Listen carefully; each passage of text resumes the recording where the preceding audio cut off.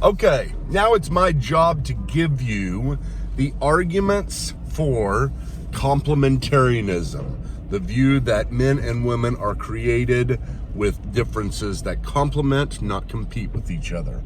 The first argument is this, that you see complementarianism played out in society.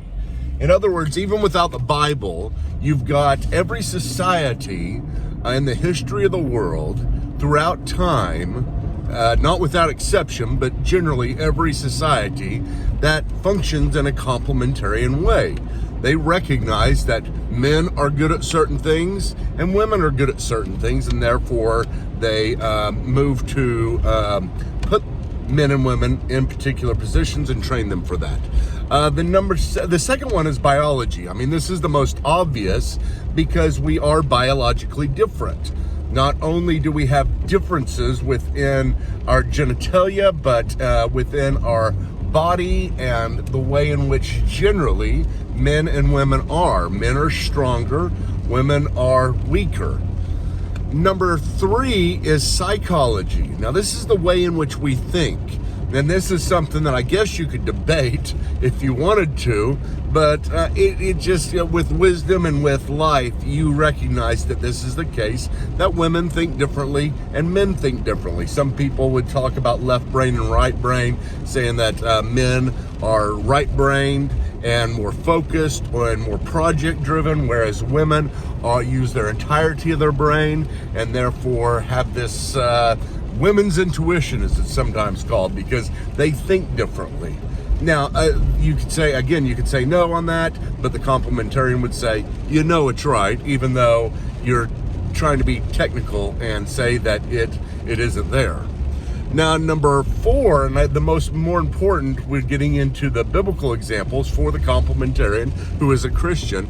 You have examples within the Bible. If we look through the Bible, it is exemplified there. You have the prophets and the priests and the apostles, all 12 apostles, all of them generally being men, with few exceptions. The book of Judges has Deborah, and you got some other things, Moses' sister, and in the New Testament, some prophetesses that are present. Number 5, you have this particular scripture that tells us specifically, according to the complementarian, that women are not to teach or exercise authority over a man because the woman has, in the garden, fallen. It was Eve as the example, fallen for Satan's deception. This is in 1 Timothy chapter 2, verse 12. And so the complementarian would look at this and say, this is an eternal command, because he goes on and roots it in a woman. And then there's one more, or roots it in Eve, The complementarian would say that this is eternal because it is not rooted in society, but rooted in creation, the way that God created us. Therefore, it is an eternal principle that is theological. Then finally, the last one would be related to this, but it's the idea that in this passage in 1 Timothy, that women are redeemed through a distinction in their role. In other words, Paul says, I don't allow a woman to teach or to exercise authority, and a woman may, get kind of discouraged and say, my goodness, well, what can I do?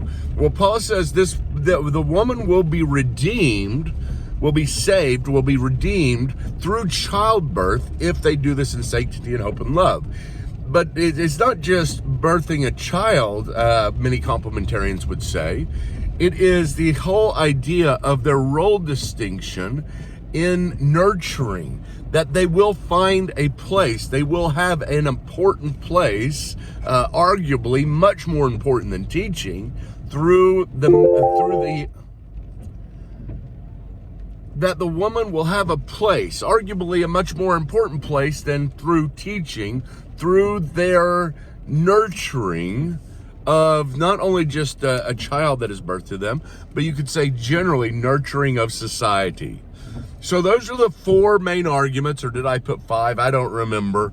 4 or 5 arguments for complementarianism. Next, I'll give you the arguments for egalitarianism.